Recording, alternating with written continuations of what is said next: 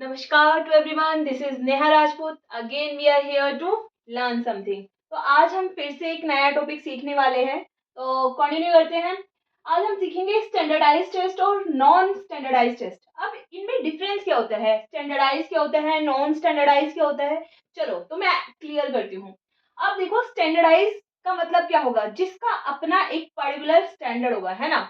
मतलब उसे ऐसे ही किसी एक पर्सन या दो पर्सन के लिए चेंज नहीं किया जा सकता है। तो ये किसके लिए होते हैं, बेसिकली ये लार्ज पॉपुलेशन के लिए होते हैं। और ये किसके लिए होते हैं, नॉन स्टैंडर्डाइज, ये होते हैं for small group of student के लिए। समझ में आया। अब इसमें इग्नोर, अब देखो मैंने आपको स्टार्टिंग में ही बता दिया था कि जो स्टैंडर्डाइज है वो एक या फिर दो बंदे के लिए, किसी के लिए भी चेंज नहीं होंगे। तो ये लार्ज इंडिविजुअल डिफरेंस को इग्नोर करते हैं, इस पर मतलब ध्यान नहीं दिया जाएगा। ठीक है। फॉर एग्जाम्पल के एक स्टैंडर्डाइज टेस्ट ऑर्गेनाइज हुआ है और मैंने उसमें पार्ट लिया है, मतलब मैंने उसका फॉर्म फिल करा है और मुझे फीवर है और मैं बोलती हूँ कि कैंसिल हो जाना चाहिए भाई, है ना। तो वो मेरे लिए कैंसिल नहीं होगा, वो कंसीडर नहीं करेंगे कि नेहा की तबीयत खराब है, ठीक है, क्या हुआ है उसके साथ, क्या नहीं हुआ, मेरे मूड स्विंग है, कुछ कंसीडर नहीं करेगा, क्योंकि वो स्टैंडर्डाइज टेस्ट है, बहुत लार्ज पॉपुलेशन के लिए है, ऑल ओवर इंडिया में कंडक्ट हुआ है। तो वो किसी एक या फिर दो बंदे के लिए नहीं होगा, मतलब ऑल ओवर इंडिया में भी नहीं, तो पर्टिकुलर एक बड़े एरिया के लिए, एक बड़ी पॉपुलेशन के लिए कंडक्ट होता है वो।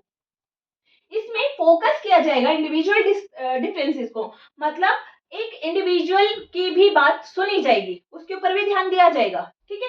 अब देखिए ये कौन बनाएगा। अब फॉर एग्जाम्पल हम यूट्यूब पे भी वीडियो बनाते हैं, है ना।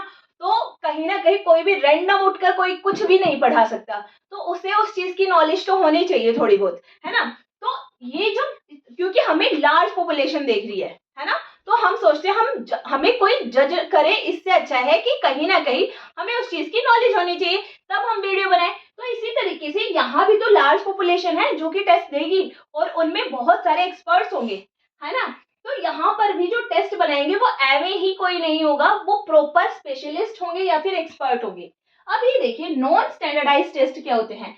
ये क्लास के अंदर टीचर्स बनाएंगे, ठीक है, जो खुद ही उस टेस्ट को बनाएंगे, कंडक्ट कराएंगे और उसका रिजल्ट भी वो खुद ही डिक्लेयर करेंगे।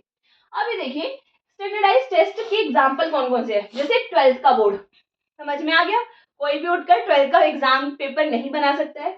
एंट्रेंस टेस्ट हो गए, कोई भी डीएसएसबी के सारे एग्जाम हो गए, सीजीएल हो गए, केवीएस हो गई, सारे के सारे जितने भी एग्जाम है वो स्टैंडर्डाइज टेस्ट के अंदर आ जाएंगे। अब नॉन स्टैंडर्डाइज के अंदर क्या आएंगे, क्लास टेस्ट। फॉर एग्जाम्पल आपकी क्लास में आपकी टीचर ने कोई टेस्ट ऑर्गेनाइज करा है, ठीक है, तो उसके अंदर आप क्लास में गए, सडनली आप वहां पर अच्छा फील नहीं कर रहे हो, आपको डाउन फील हो रहा है, चक्कर आ रहा है, तो आपकी टीचर उस दिन आपको रिलैक्सेशन दे देगी। तो इंडिविजुअल के बारे में, इंडिविजुअल पर फोकस किया जा रहा है यहाँ पर, है ना। ओरल टेस्ट हो गए या फिर क्विज हो गए, ये सब कुछ नॉन स्टैंडर्डाइज के अंदर आ जाएगा। होपफुली आपको स्टैंडर्डाइज और नॉन स्टैंडर्डाइज बिल्कुल अच्छे से समझ में आया होगा। अगर नहीं आया हो तो कमेंट सेक्शन में कमेंट करिएगा और मुझे बताइएगा कि आपको क्लियर हुआ है या फिर नहीं। और हमें ना ये सब कंप्लीट करने के बाद ना मैं आपको क्वेश्चंस भी प्रोवाइड कराऊंगी, तो आप वो भी करिएगा जरूर, ठीक है। और इससे आपका टॉपिक बिल्कुल अच्छे से क्लियर हो जाएगा। तब तक के लिए धन्यवाद।